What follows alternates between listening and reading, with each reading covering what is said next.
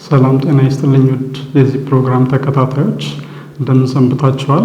የዘወትር ከሰላሌ ዩኒቨርሲቲ ኮምፕሬሄንሲቭ ስፔሻላይዝድ ሆስፒታል የሚተላለፍ የጤና መረጃ ነው። እኔ ዶክተር ደረጀ ቱፋ እባላለሁ። የቀዶ ሕክምና ስፔሻሊስት ሐኪምና በሰላሌ ዩኒቨርሲቲ ስፔሻላይዝድ ኮምፕሬሄንሲቭ ሆስፒታል የቀዶ ሕክምና ረዳት ፕሮፌሰር ነኝ። በዛሬው ዕለት የምንመለከተው በአህጉራችን በሀገራችን እንዲሁም በዓለም አቀፍ ደረጃ በሴቶች ላይ ስለሚከሰት ቁጥር 1 የካንሰር አይነት ነው። ይህም የጡት ካንሰር ነው። የጡት ካንሰር ከትርጉሙ ስንነሳ የጡት ካንሰር ማለት ጡትን የሚሰሩት ሴሎች ከአግባብ ውጪ በሆነ መልኩ ራሳቸውን ቀይረው ያለማንም ቁጥጥር ከመጠን በላይ በሚባዙበት ጊዜ የሚፈጠር የህመም አይነት ነው። ይህም በዓለም አቀፍ ደረጃ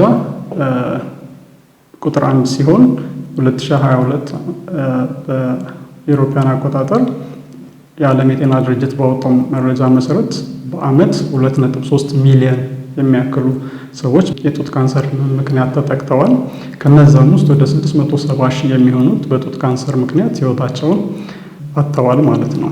ይህም በዚሁ የሚቀጥል ከሆነ በ2050 ይሄ ቁጥር በ40% እንደሚጨምር ጥናቶች ያመላክታሉ። በዓለም አቀፍ ደረጃ ስናይ በተለይ ባደጉት ሀገራት ከእያንዳንዱ 12 ሴቶች መካከል አንደኛዋ ሴት በጡት ካንሰር ህመም እንደምትጠቃ መረጃዎች ያሳያሉ።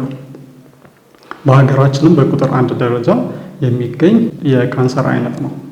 ለጡት ካንሰር ህመም የሚዳርጉንን ተጋላጭነታችንን የሚጨምሩ ነገሮችን በሁለት ከፍለን ማየት እንችላለን። አንደኛው እኛ ማስተካከል የምንችላቸው ነገሮች ሲሆኑ፣ ሌላኛው ደግሞ ከኛ ቁጥጥር ውጭ የሆኑ እኛ ማስተካከል የማንችላቸው ተጋላጭነታችንን የሚጨምሩ ነገሮች ናቸው ማለት ነው። ከነዚህ መካከል አንደኛው በዋነኝነት ደረጃ የሚጠቀሰው በትውልድ ሴት ሆኖ መወለድ የጡት ካንሰርን የመያዝ እድላችንን ከፍ ያደርገዋል። ይህም በጡት ካንሰር ከሚያዙት 100 ሰዎች መካከል 99 የሚሆኑት ሴቶች መሆናቸው ነው ማለት ነው። ሌላኛው ተጋላጭነታችንን የሚጨምር ነገር እድሜያችን መጨመር ሲሆን በተለይ ከ40 እና ከ50 ዓመት በላይ እድሜያችን በሚሄድ ጊዜ በጡት ካንሰር የመጋለጥ እድላችን ይጨምራል ማለት ነው። ሌላኛው በቤተሰብ ወይ ደግሞ ቀድሞ የነበረ እኛው ላይ የነበረ የጡት ካንሰር ህመም ከነበረ ወይ ደግሞ የቤተሰብ ታሪክ ካለ በጡት ካንሰር የመያዝ እድላችን ከፍ ያደርገዋል። ሌላኛው የዘረመል ችግር ካለም በጡት ካንሰር የመያዝ እድላችንን ከፍ ሊያደርግብን ይችላል ማለት ነው። ሌሎቹ እኛ ማስተካከል የምንችላቸው ነገሮች ሲሆኑ እነኝም ተጋላጭነታችንን ሊጨምሩ የሚችሉ ነገሮች አንደኛው የሰውነት ክብደት መጨመር፣ ሌላኛው አልኮል አብዝቶ መውሰድ፣ ሌላኛው ሲጋራ ማጤስ፣ ሌላኛው ደግሞ የወር አበባ በለጋ እድሜ ማየትና የወር አበባ ደግሞ ሲያቆም እድሜ በጣም ከጨመረ በኋላ ማቆም፣ እነኚህም የጡት ካንሰር ተጋላጭነታችንን የሚጨምሩ ሲሆን የመጀመሪያ የወለድነው ልጅም እድሜያችን ከጨመረ በኋላ የምንወልደው አይነት ከሆነ ይህም የጡት ካንሰር ተጋላጭነታችንን ሊጨምር የሚችል ነገር ነው ማለት ነው። ሌላኛው ደግሞ የወለድናቸውን ልጆችን በቂ የሆነ ጡት ማናጠባ ከሆነ ይህም የጡት ካንሰር ተጋላጭነታችንን ሊጨምር የሚችል ነገር ነው ማለት ነው።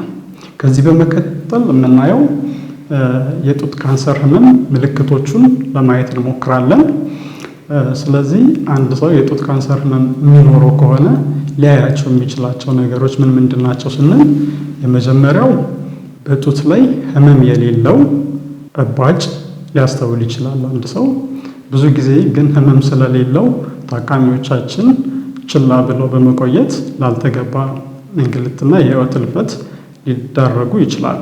በመሆኑ ማንኛውም ጡት ላይ ያለ ህመም የሌለው እባጭ ሲኖር በአፋጣኝ ወደ ጤና ተቋም በመሄድ ሐኪምን ማማከር ያስፈልጋል ማለት ነው። ሌላኛው ምልክት ደግሞ የጡት ቆዳን ውፍረቱ መለያየት፣ ከተቃራኒ አቅጣጫ ካለው ጡት አንጻር ሲታይ የተለየ ቅርጽ፣ የተለየ መጠን መኖር። ሌላኛው ደግሞ የጡት ቆዳ እና የጡት ጫፍ ወደ ውስጥ ሰርግዶ መግባት። ሌላኛው የጡት ጫፍ ውስጥ የሚወጣ ያልተገባ ለየት ያለ ፈሳሽ፣ ብዙ ጊዜ ቀይ የሆነ ፈሳሽ ወይ ደግሞ ጥቁር ፈሳሽ ካለ ይህም የጡት ካንሰር ምልክት ሊሆን ስለሚችል በአፋጣኝ በአቅራቢያ ወደሚገኝ የጤና ተቋም በመሄድ የሐኪም እርዳታ ማግኘት ያስፈልጋል። የጡት ካንሰር መታከም የሚችል ህመም ነው። በተለይ ደግሞ በአጭሩ በትንሽ ደረጃ ላይ ባለ ሰዓት የሚመጣ ከሆነ ታካሚው በቂ የሆነ ሕክምና ሊያገኝ ይችላል። የመዳን እድሉን በዛው ልክ ከ95% በላይ ሊደርስ ይችላል ማለት ነው። ግን ዘግይቶ የሚመጣ ከሆነ ወደ ሌላ ሰውነቶች ተሰራጭቶ የሚመጣ ከሆነ ታካሚው በህይወት 5 ዓመት የመቆየት እድሉ በዛው ልክ ዝቅ ሊል ይችላል። እስከ 30% ሊወርድብን ይችላል። የህክምና አማራጮችን ስናይ በእርግጥ እነኚህ እርስ በርስ የሚደጋገፉ ናቸው። አንዱ ያለ አንዱ ሊኖር ይችላል፣ ላይኖርም ይችላል። የሚደጋገፉ ናቸው። አማራጮቹ ግን አንደኛው የቀዶ ህክምና ሲሆን ይህም እጢው ያለበትን የጡት አካል ባለው ደረጃ ላይ ተመርኩዘን ማንሳት ሲሆን፣ ሌላኛው ደግሞ የጨረር ህክምና ነው። ሌላኛው ደግሞ ከዚህ በተጨማሪ በመድኃኒት የሚሰጡ ህክምናዎች ይኖራሉ። ይህም የካንሰሩን የሰሩት ህዋሶች ባዮሎጂያቸው ላይ የተመሰረተ ይሆናል ማለት ነው።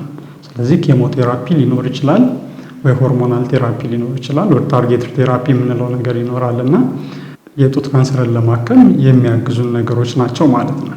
ስለዚህ ብዙ ጊዜ ታካሚዎቻችን ቀዶ ህክምና ከተሰራላቸው በኋላ ህክምናቸው ያለቀ ይመስላቸዋል፣ ያበቃ ይመስላቸዋል። በዚህ ምክንያት ወደሚቀጥሉት የህክምና አማራጮች መሄድን ይዘነጋሉ። በዛም ምክንያት ህይወታቸውን ችግር ላይ ይጥላሉ። ስለዚህ ቀዶ ህክምና ከተሰራ በኋላ የመድኃኒት ህክምና ይቀጥላል ማለት ነው። የጡት ካንሰር ከህክምና በኋላ ምን ያክል ይድናል የሚለውን ለማየት እንሞክራለን። ይህ የሚወሰነው ታካሚው ሲመጣ ባለው የህመም ደረጃ እና ሌላ ደግሞ የጡት ካንሰር ሴሎቹ ባላቸው ባዮሎጂ ላይ የተመሰረተ ሲሆን ደረጃ 1 ሆኖ ወይ ደግሞ ቶሎ የሚመጣ ታካሚ የመዳን እድሉ ከ95% በላይ ሊሆን ይችላል።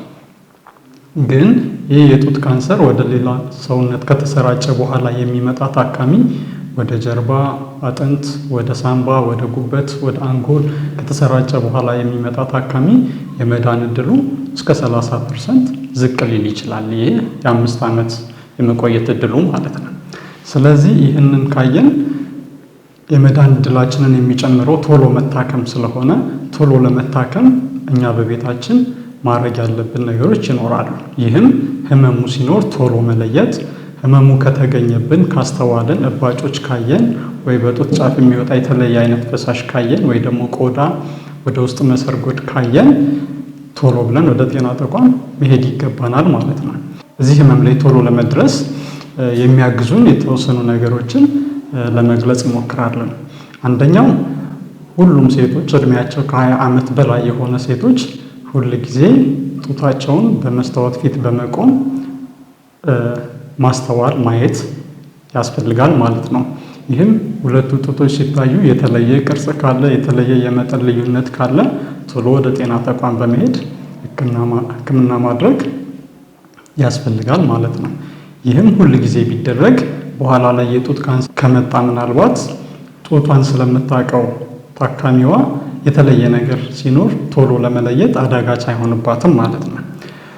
ሌላኛው ደግሞ እድሜያቸው ከ20 ዓመት በላይ የሆኑ ሴቶች ሁል ጊዜ በየ3 ዓመቱ በየጤና ተቋማቱ እየሄዱ ጡታቸውን ማሳየት ወይም ደግሞ ከጤና ባለሙያ ጋር ስለ ጡት ካንሰር መወያየት ያስፈልጋል ማለት ነው።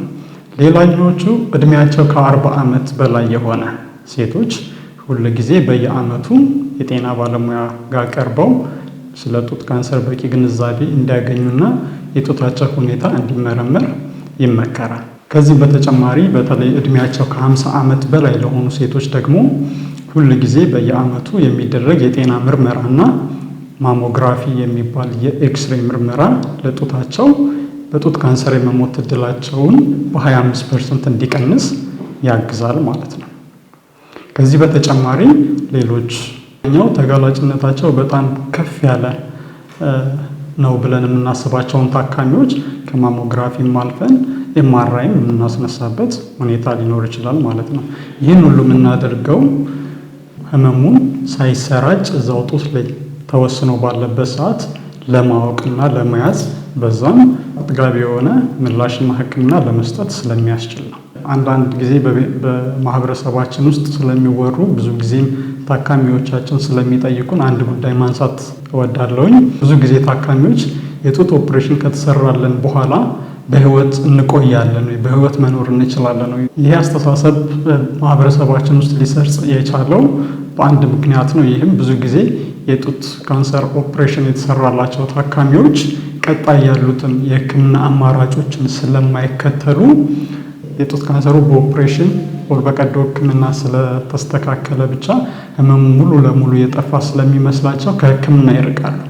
በዛ ምክንያት ምንም እንኳን ጡታቸው ላይ ያለው ካንሰር በቀዶ ህክምና ቢወገድም ሰውነታቸው ውስጥ ግን ምናልባት የተሰራጨ ነገር ሊኖር ስለሚችል ያም ሊጠፋ የሚችለው በአማራጭ ባልናቸው የመድኃኒትና የጨረር ህክምናዎች ስለሆነ ያንን ነገር ባለማድረጋቸው ህመሙ ቀዶ ህክምናውን ቢሰሩ እንኳን ህመሙ ሰውነታቸው ውስጥ ተሰራጭቶ ሊሆን ስለሚችል በዛ ምክንያት ከቀዶ ህክምናው በኋላ የህልፈተ ህይወት ሊያደርስ ይችላል። በዚህም ምክንያት ማህበረሰባችን ቀዶ ህክምና ተደርጎ ብዙ ሰው በህይወት አልቆየም ብለው ሊያስቡ ይችላሉ።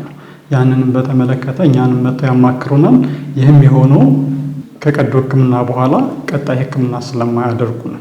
ይሄ ተገቢ ያልሆነ መረጃ ነው። ማንኛውም የጡት ካንሰር ህመም ያለባት ሴት ወይም ወንድ በቀዶ ህክምና የጡቱ ካንሰር ቢወገድ ምንም አይነት ህይወቱ ላይ በቀዶ ህክምናው ምክንያት የሚመጣ ችግር አይኖርም። እንግዲህ እነኚህ ከላይ የጠቀስናቸው ምልክቶች የሚኖሩ ከሆነ በማንኛውም ሰዓት በሆስፒታላችን በሚገኝ የነፃ የስልክ መስመር 9824 ደውላችሁ መረጃ ማግኘት ትችላላችሁ። እንዲሁም ደግሞ በአካል በመገኘት በቂ የሆነ የሐኪም የምክር አገልግሎትና ህክምና በሆስፒታላችን ማግኘት እንደምትችሉ ለመግለጽ እወዳለሁ። በቀጣይ ፕሮግራም እስከምንገናኝ ቸርን ሰንበት።